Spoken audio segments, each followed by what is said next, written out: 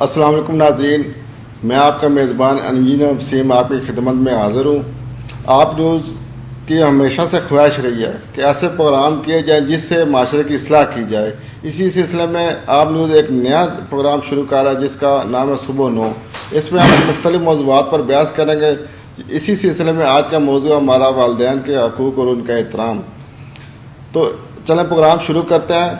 تو اللہ تعالیٰ قرآن مجید میں فرماتے ہیں، سورۃ بقرہ میں آتا ہے کہ لا تعبدوا الا اللہ وبالوالدین احسانا وذی القربیٰ، کہ اللہ کے سوا کسی کی عبادت نہ کرو اور والدین کے ساتھ احسان کرو اور رشتہ داروں قرابت داروں کے ساتھ اچھا سلوک کرو۔ تو ناظرین، اسی طرح اللہ تعالیٰ ایک اور جگہ فرماتا ہے کہ والدین جو بھی آپ کماتے ہیں اس کا بہترین خرچ جو ہے نا وہ آپ کے والدین ہیں۔ پہلے آپ والدین پہ خرچ کریں، اس کے بعد بیوی بچوں پہ خرچ کریں۔ اسی طرح حدیث مبارکہ میں آتا ہے کہ حضرت ابو ہریرہ سے روایت ہے کہ رسول صلی اللہ علیہ وسلم نے فرمایا، بدبخت ہے وہ شخص جس نے بڑھاپے میں دونوں ماں یا باپ دونوں یا دونوں میں سے کسی ایک کو اپنی زندگی میں پایا اور ان کی خدمت کر کے جنت حاصل نہ کی۔ اسی طرح روایت ہے حضور صلی اللہ علیہ وسلم نے فرمایا کہ اپنے والدین کے ساتھ اچھا سلوک کرو اور ان کے رشتہ داروں سے بھی اچھا سلوک کرو۔ اللہ تعالیٰ فرماتے ہیں کہ میرا نام رحمان ہے اور میں نے رحم جو ہوتا ہے نا، رحم یہ جہاں جس ماں کے پیٹ میں ایک جگہ تھی جب بچہ پرورش پاتا ہے اس کو رحم کہتے ہیں۔ تو والدین کے حقوق کے ساتھ نا رشتہ داروں کا بھی بڑا گہرا تعلق ہے کہ ہم والدین کے ساتھ تو اچھا سلوک کر رہے ہوتے ہیں، لیکن والدین کے بہنوں یا بھائیوں سے یا ان چچا ہو گئے، دیکھیں رشتہ دار دو قسم کے ہوتے ہیں، ایک ماں کی طرف سے ہوتے ہیں، ایک باپ کی طرف سے ہوتے ہیں۔ اگر ہم والدین کو اچھا ان کے ساتھ اچھا ہمارا رویہ ہے، والدین کو ہم خوش کر رہے ہیں اور والدہ کو بھی ہم خوش کر رہے ہیں، لیکن اگر ہم ان کی بہنوں یا بھائیوں کو یا چاہے وہ والدین کی والدہ کی سائڈ سے ہوں چاہے وہ والد کی طرف سے ہو، اگر ہم ان کے خلاف بات کریں گے کہ ہم چچا اس طرح ہیں، پھوپھو اس طرح ہیں یا خالہ اس طرح ہیں، تو وہ والدین کو دکھ پہنچتا ہے۔ تو کوشش کرنی چاہیے کہ ایسے کام نہ کیے جائیں جس سے والدین کو دکھ پہنچا جائے۔ یہ ہمارے معاشرے میں بڑی عام سی چیز چل گئی ہے کہ والدین یہ چاہتے ہیں کہ ہماری اولاد ہماری خدمت گزار ہو، ہمارے وہ ہر کام ہمارے وہ کہنے پہ کرے، لیکن وہ ہوتا کیا ہے جو عام ایک روٹین میں ہمارے معاشرے میں آپ بھی اسی معاشرے کا حصہ ہیں۔ تو ہوتا کیا ہے کہ جو والدہ ہوتی ہے وہ اپنے جو رشتہ دار ہوتے ہیں ان کو اچھا کہہ رہی ہوتی ہے، اور جو والد کے رشتہ دار ہوتے ہیں ان کو وہ مطلب برا بھی نہیں کہتے لیکن ان کو اچھا بھی نہیں کہتے۔ تو اس سے کیا ہوتا ہے کہ بچوں کے ذہن میں نا ایک ذہن مائنڈ سیٹ ان کا خراب ہو جاتا ہے۔ اس سے پھر بڑے ہو کے وہ جو ایک محبت ہے نا، اللہ تعالیٰ فرماتے ہیں کہ لا تعبدوا الا اللہ وبالوالدین احسانا وذی القربیٰ، کہ والدین کے بعد آپ کے رشتہ داروں کا حق ہے۔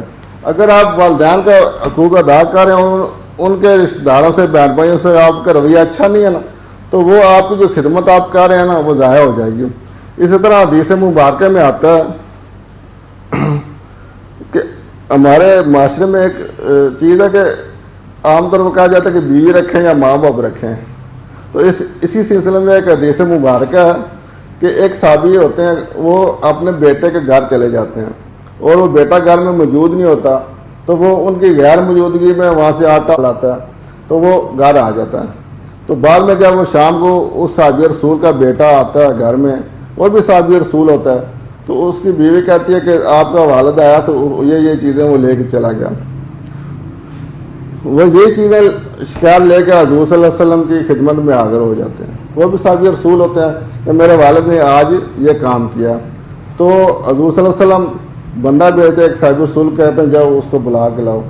تو وہ جب ان کے گھر جاتے ہیں ان کو بلا کے لاتے ہیں، تو رستے میں جب وہ صحابی رسول پتہ کہ مجھے کس لیے بلایا، انہوں نے کہا اس لیے آپ کے بیٹے نے آپ کی شکایت لگائی ہے۔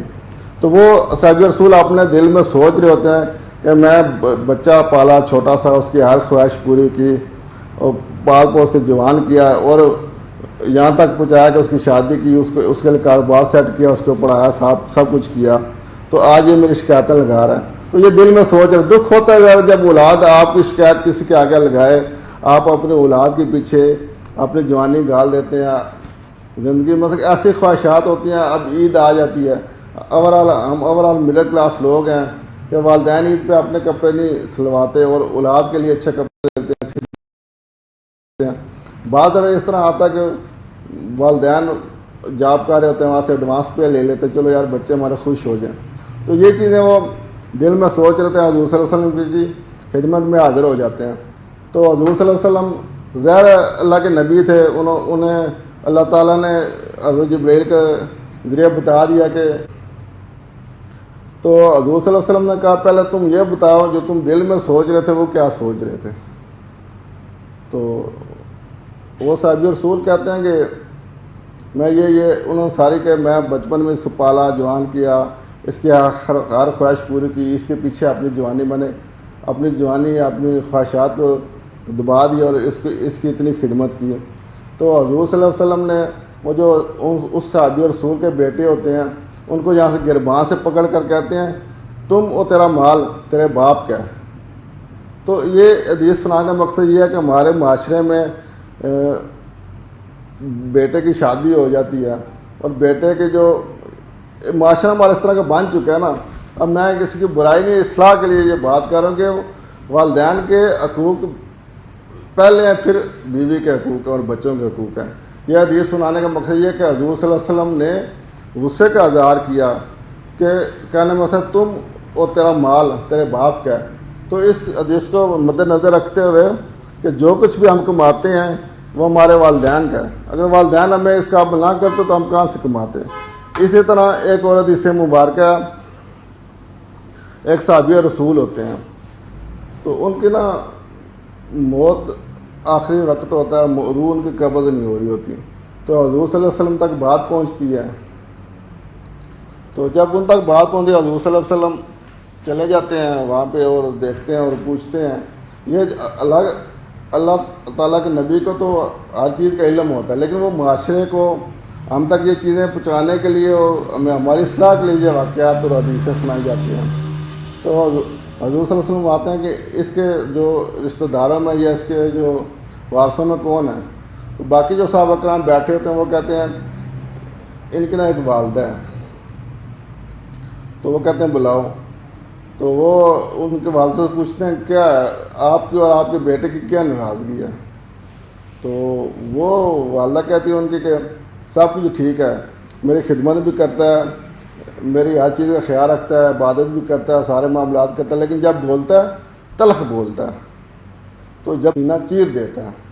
تو اس وجہ سے جتنی عبادت کرتا ہے میرا وہ دل جو ہے نا چیر جاتا ہے. تو اس وجہ سے مجھے دکھ ہے. تو حضور صلی اللہ علیہ وسلم فرماتے ہیں کہ اسے معاف کر دو، اس کا آخری ٹائم ہے.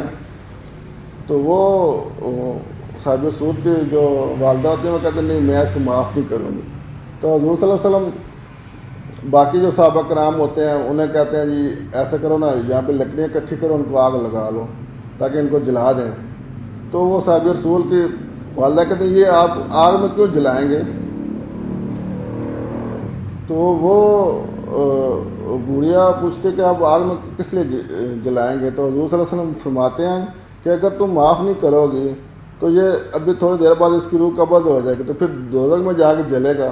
تو اس سے بہتر اسے دنیا میں جلا دیتے ہیں. ذرا ماں ہوتی ہے، ماں ہی ہوتی ہے، جتنا مرضی ظلم جب باپ اولاد نہ فرمان ہو والدین کے لیے تو وہ اپنی اولاد ہی عزیز ہوتی ہے.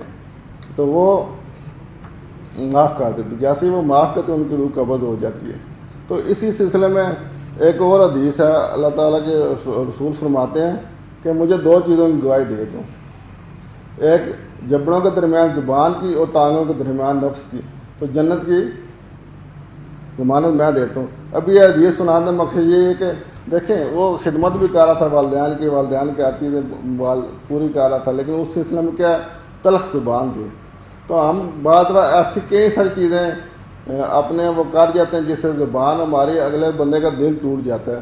وہ ہم مذاق میں یا ایسی چیزیں ہمیں اثر انداز نہیں ہو رہی تھی لیکن اگلے بندے کا دل ٹوٹ جاتا ہے. تو بولتے وقت بھی ہمیں پہلے احتیاط کرنی چاہیے کہ یہ اس کا رشتہ کیا ہے، یہ ہماری ماں ہے، یہ ہمارا باپ ہے، یہ ہمارا بھائی ہے، یہ ہمارا بہن ہے. تو بولنے میں بھی تو خاص جو ہے نا دھیان رکھا جائے. تو والدین کے سوا دیکھیں اللہ تعالیٰ نے مختلف جگہوں پہ فرمایا کہ اپنے بعد والدین کا ذکر کیا. حدیث نبوی ہے، حضرت اسمہ بنت ابو بکر ایک صحابی رسول گزری ہیں، وہ مسلمان تھی، ان کی جو والدہ تھی وہ غیر مسلم تھی، تو وہ ہجرت کر کے ان کے پاس آ گئی اپنی بیٹی کے پاس. تو وہ جو حضرت اسما ہوتی ہیں وہ حضور صلی اللہ علیہ وسلم کے پاس چلی جاتی سائیہ، تو میرے لیے کیا حکم ہے؟ انہوں کا جس طرح ماں کا حق ہوتا ہے خدمت کرنے کا، اس کی خواہشات پوری کرنے کا، آپ اس طرح کرو. تو اللہ تعالیٰ نے تو یہاں تک کہہ دیا کہ اگر آپ کے والدین مشرک بھی ہیں، کافر بھی ہیں، لیکن احترام کے ساتھ پیش آنا ہے. تو اسی طرح یہ دیکھیں معاشرے میں ہم اکثر گاڑیوں پہ لکھا ہوتا ہے ماں باپ کی دعا، ٹھیک ہے نا، اکثر گاڑیوں کے پیچھے لگا ہوتا ہے ماں کی دعا جنت کی ہوا. لیکن حضور صلی اللہ علیہ وسلم سے ایک صحابی رسول نے پوچھا کہ ہمارے پہ سب سے زیادہ حق کس کا ہے؟ تو حضور صلی اللہ علیہ وسلم نے فرمایا ماں کا. پھر صحابہ نے پوچھا کہ اس کے بعد کس کا ہے؟ تو انہوں نے کہا آپ کی ماں کا. پھر پوچھا کس کا ہے؟ تو رسول اللہ صلی اللہ علیہ وسلم نے جواب دیا تمہاری والدہ کا. پھر چوتھی دفعہ جب پوچھا گیا کس کا، آ کے پھر والدین کا، والد کا. تو ہمارے معاشرے میں ایک عام سا ٹرینڈ چل گیا کہ ماں کو زیادہ پروموٹ کیا جاتا ہے اور باپ کو کم پروموٹ کیا جاتا ہے. حالانکہ حدیث نبوی ہے ماں جنت ہے اور باپ کے ساتھ دروازہ. اگر باپ آپ کے ساتھ راضی نہیں ہے تو آپ جنت میں کس طرح جائیں گے؟ تو یہ چیزیں ماں اور باپ دونوں اس معاشرے کا ایک عام ستون ہے. اور والدین کو بھی چاہیے کہ اولاد کی ایسی تربیت کی جائے کہ جس سے اولاد کو معاشرے میں اچھائی برائی کا پتہ کیا جائے. ہمارے اکثر کیا ہوتا ہے کہ والدین اولاد کو ایک دنیاوی معاملات میں ڈال دیتے ہیں. جس طرح اب صبح اٹھایا جاتا ہے، اسکول کا تیار کیا جاتا ہے، وہ اسکول جاتا ہے، آتا ہے، پھر ٹیوشن میں جاتا ہے، لیکن اس کو دین کے بارے میں نہیں بتایا جاتا. جب تک دین نہیں پتہ چلے گا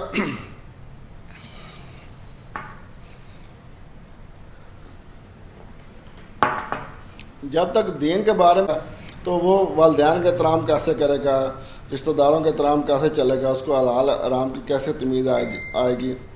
تو جس طرح اولاد کے حقوق بنتے ہیں والدین پہ، والدین کے بھی اس طرح حقوق ہے کہ وہ اپنے اولاد کی اچھی تربیت کی جائے. ہمارے پاس قرآن مجید موجود ہے جس میں معاشرے کی کئی ساری چیزیں ایسی بتائی جاتی ہیں جس ہم پڑھتے نہیں ہیں نا. جب ہم پڑھیں ہمیں پتہ چل جائے کہ والدین کے کیا حقوق ہیں اور اولاد کے والدین پہ کیا حقوق ہیں. تو والدین کو بھی چاہیے کہ وہ جو ہے نا اولاد کی ایسی تربیت کی جائے کہ اللہ اور اللہ کے رسول کی احادیث سمجھائی جائے، قرآن کیا کہتا ہے وہ بتایا جائے، تاکہ کل کو وہی اولاد جب بڑی ہو وہ بوڑھے ماں باپ کے لیے سہارا بنے، نہ کہ ان کو اولڈ ہاؤس میں چھوڑ آئے. ہمارے بھی پہلے تو یورپ میں ایک ہوتا تھا کہ والدین بوڑھے ہو گئے ان کو اولڈ ہاؤس میں چھوڑ آئے، لیکن آج کل ہمارے یہ ایشیا میں بھی یہ تھوڑا ایسا ٹرینڈ چلتا جا رہا ہے کہ والدین کو اولڈ ہاؤس میں چھوڑ دیا جاتا ہے. تو میری آپ سب لوگوں سے یہی نصیحت کال لیں یا خواہش ہے کہ آپ پہلے تو والدین کو چاہیے کہ اولاد کی ایسی تربیت کی جائے جس سے والدین کے حقوق اور والدین کے احترام بچوں کو پتہ چلے کہ کیا ہے. پھر اولاد کو چاہیے کہ جب ماں باپ بوڑھے ہو جائیں ان کی ہر خواہش ہر ضرورت کا مد نظر رکھتے ہوئے ان کو پورا کیا جائے. تو اسی الفاظ کے ساتھ میں اپنا پروگرام ختم کرتا ہوں اور آئندہ نئے موضوع کے ساتھ آپ کی خدمت میں حاضر ہوں. اللہ حافظ. منڈا لاہوری آیا منگن حق تیرا. ویسے لڑکا کرتا کیا ہے؟ آنٹی جی کرنا کیا ہے، زمینیں جو ہیں اتنی زیادہ. اتنی زیادہ؟ نا جی اتنی زیادہ.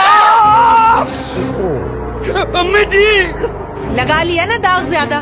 زیادہ داغوں کے لیے میرا 10 والا بونس. بونس؟ جی 10 روپے میں سب سے زیادہ پاؤڈر. بنائے جھاگ زیادہ، نکالے داغ زیادہ. خوش رکھے گا اسے. کتنا زیادہ؟ سب سے زیادہ. واہ کیا بات ہے بونس کی.